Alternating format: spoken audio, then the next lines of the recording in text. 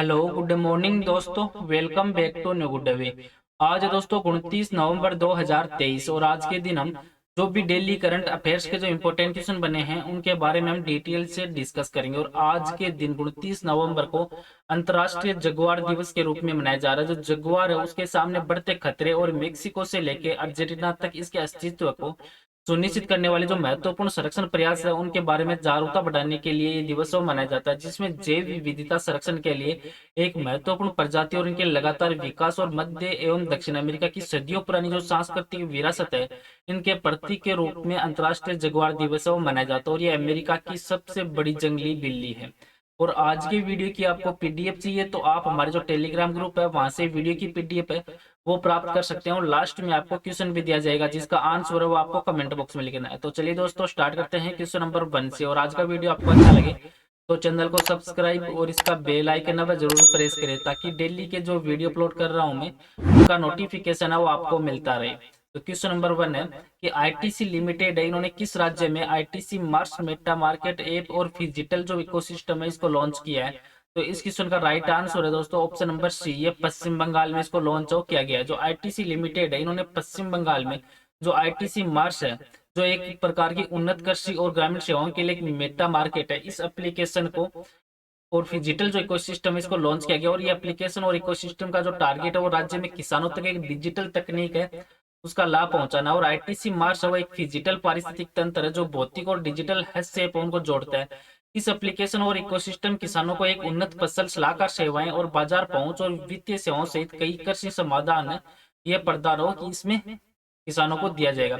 अब पश्चिम बंगाल राज्य, तो पश्चिम बंगाल राज्य भारत के पूर्वी भाग में स्थित एक राज्य है जिसको आप मैप में देख सकते हैं। और इसके पड़ोस में नेपाल, सिक्किम, भूटान, असम, बांग्लादेश, झारखंड, बिहार और उड़ीसा। और पश्चिम बंगाल के जो प्रेजेंट है मुख्यमंत्री हैं वो है ममता बनर्जी और राज्यपाल है ला गणेशन। और पश्चिम बंगाल राज्य का गठन है ये 1 नवंबर 1956 को हुआ था। और हाल ही में पश्चिम बंगाल 1 नवंबर को स्थापना दिवस के रूप में मनाई गई और यहाँ की राजधानी है कोलकाता। अब पश्चिम बंगाल में कुछ इंपॉर्टेंट जो राष्ट्रीय उद्यान है उन पर एक नजर डाल लेते हैं। जो सुंदरबन नेशनल पार्क पश्चिम बंगाल में, गोरुमारा राष्ट्रीय उद्यान पश्चिम बंगाल में है, जल्दापारा नेशनल पार्क पश्चिम बंगाल में, बक्सा टाइगर रिजर्व है ये भी पश्चिम बंगाल में, और नेओरा वैली नेशनल पार्क है ये भी पश्चिम बंगाल में। अब पश्चिम बंगाल से संबंधित जो इंपॉर्टेंट बिंदु बनते हैं उन पर भी एक नजर डाल लेते हैं कि उबेर शटल नामक की एक बस सेवा है ये शुरू करने वाला उबर के साथ समझौता ज्ञापन पर हस्ताक्षर किए गए। और पश्चिम बंगाल के अलीपुर द्वार जिले में बक्सा टाइगर रिजर्व में रॉयल बंगाल टाइगर वो हाल ही में देखा गया। राज्य सरकार ने 3,000 करोड़ रुपए की जो अनुमानित लागत से 12,500 किलोमीटर लंबे जो सड़क है उसका निर्माण किया जाएगा। एनजीटी ने पश्चिम बंगाल पर 3,500 करोड़ रुपए का जुर्माना लगाया। और चाय बागानों पर कृषि है वो पर कर है ये 2 साल के लिए माफ किया जाएगा। और मत्स्य जीवी बंधु योजना या मृत मछुआरे परिवारों की मदद के लिए 2 लाख रुपए की एक मुफ्त वित्तीय सहायता प्रदान की जाएगी। और लक्ष्मी बंदर परियोजना में 88 करोड़ महिलाओं को शामिल हो इसमें किया जाएगा।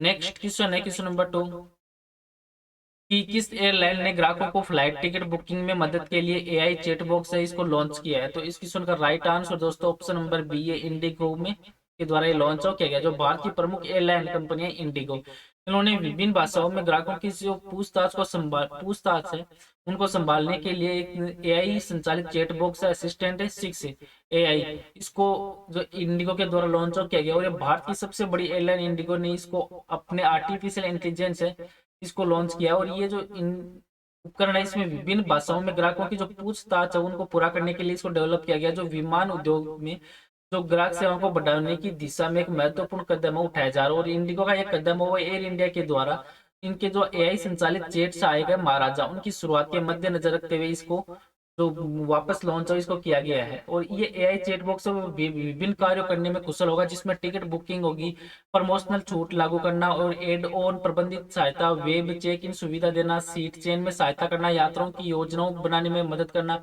और अनेक प्रकार के जो ग्राहकों के कस्टमर के जो मन में जो भी क्वेश्चन है उनके उत्तर देने में काफी सक्षम है देखा जा रहा है। और जो वर्तमान में इंडिगो के सीईओ है वो है पीटर एल्बर्स। नेक्स्ट क्वेश्चन है क्वेश्चन नंबर 3 कि एशिया के सबसे बड़े ओपन एयर वार्षिक व्यापार मेले बाली यात्रा का उद्घाटन वो किस राज्य में किया जाएगा।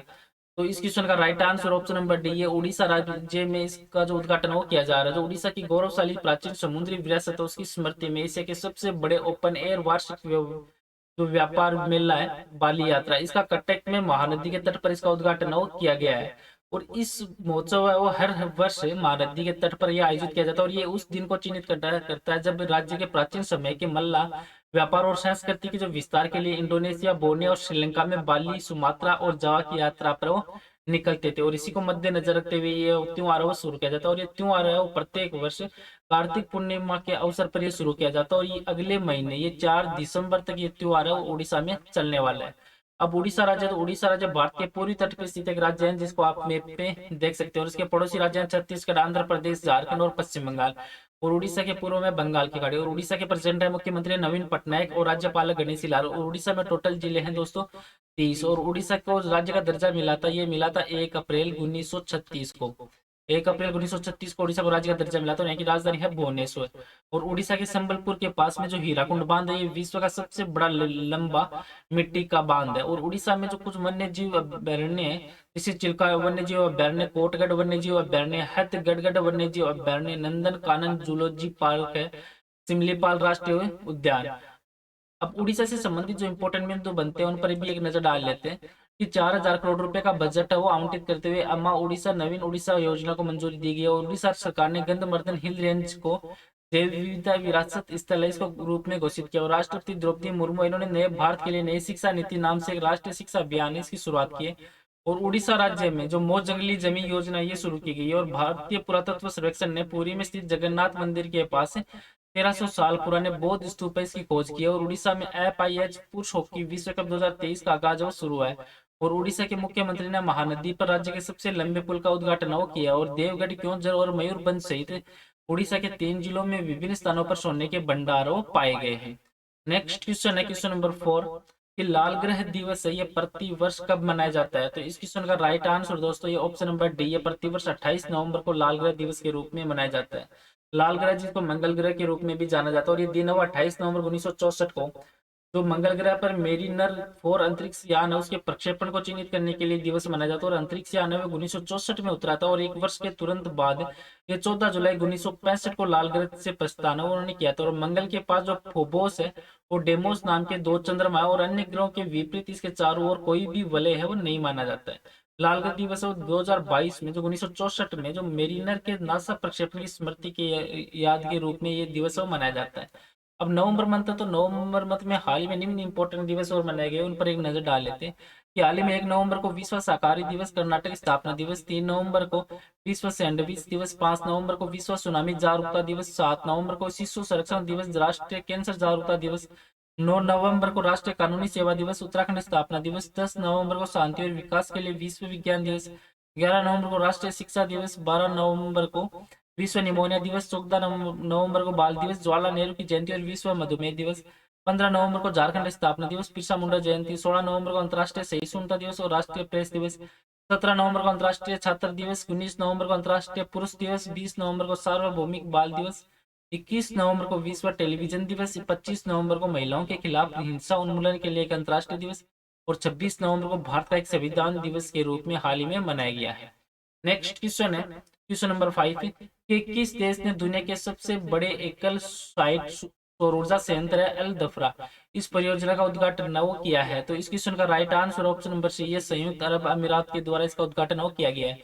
जो संयुक्त अरब अमीरात इन्होंने आगामी संयुक्त राष्ट्र जलवायु परिवर्तन सम्मेलन है COP28 इसमें पहले दुनिया के सबसे बड़े एकल साइट सौर ऊर्जा संयंत्र का यहाँ पे उद्घाटन वो किया गया। और ये जो 2 गीगावाट अल दफरा सोलर फोटोवोल्टिक जो इंडिपेंडेंट पावर प्रोजेक्ट है ये अबू धाबी शहर से लगभग 35 किलोमीटर की दूरी पे स्थित है। और लगभग ये 2 लाख जो घरों को बिजली देने के लिए पर्याप्त बिजली वो पैदा करेगा। और इस संयंत्र में सालाना लगभग 2.4 मिलियन जो टन है इस कार्बन उत्सर्जन होने की उम्मीद वो जताई जा रही है। और इस परियोजना में यूएई के नेट जीरो 2050 का जो टारगेट है 2050 तक है इस लक्ष्य के भी अनुरूप वो बनाया गया है।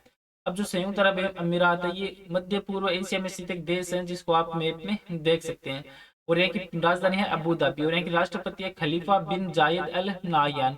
और यहाँ के प्रधानमंत्री हैं मोहम्मद बिन रशीद अल मकतूम। और यहाँ की जो मुद्रा है वो मुद्रा है दोस्तों दिरहम। नेक्स्ट क्वेश्चन है क्वेश्चन नंबर 6 कि फिनो पेमेंट्स बैंक के अध्यक्ष के रूप में किसको नियुक्त किया गया है।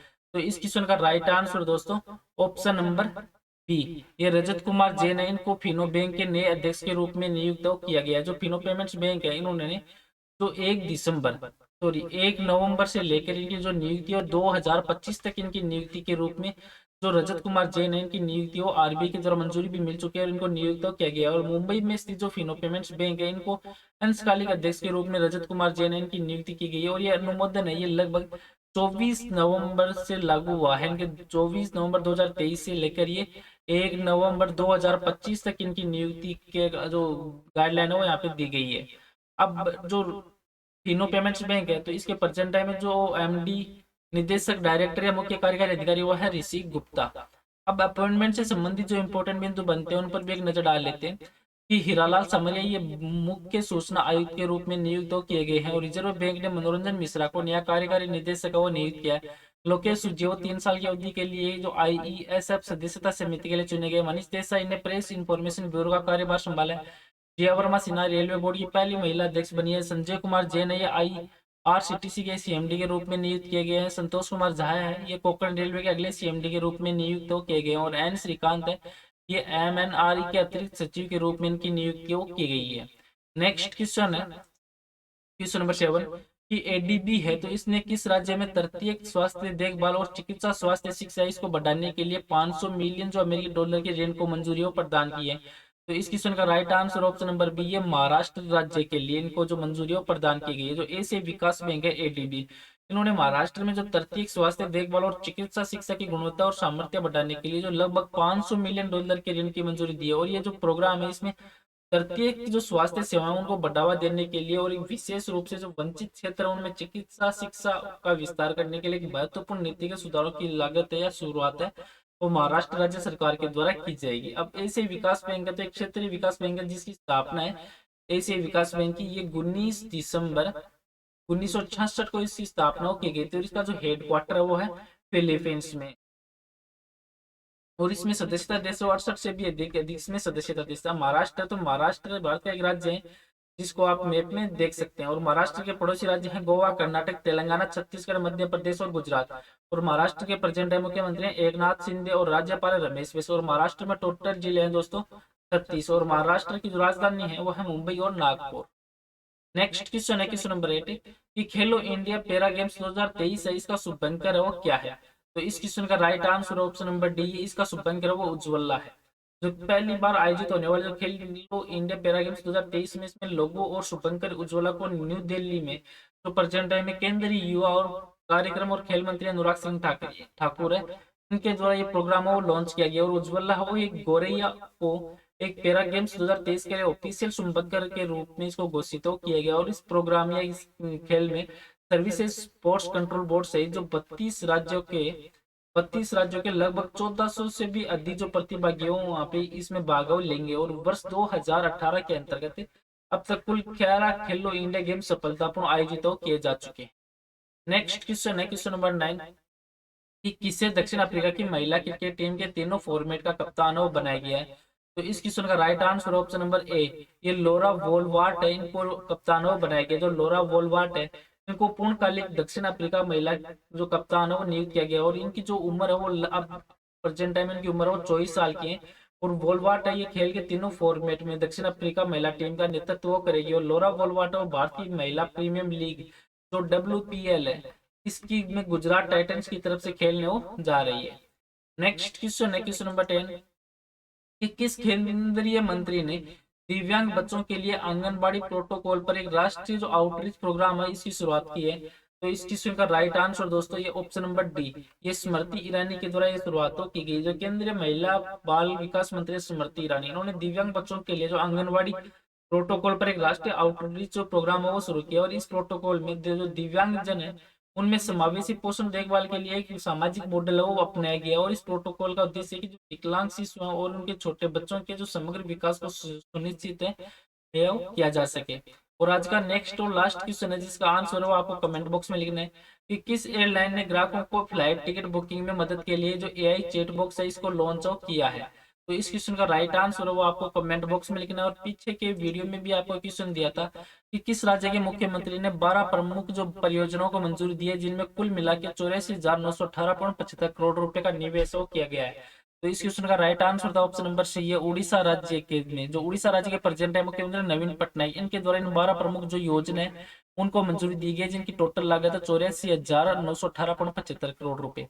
चलो दोस्तों, आज का वीडियो मैं यहीं पे समाप्त करता हूँ। वीडियो आपको अच्छा लगे तो चैनल को सब्सक्राइब और वीडियो को जरूर शेयर करें। Thank you all of you.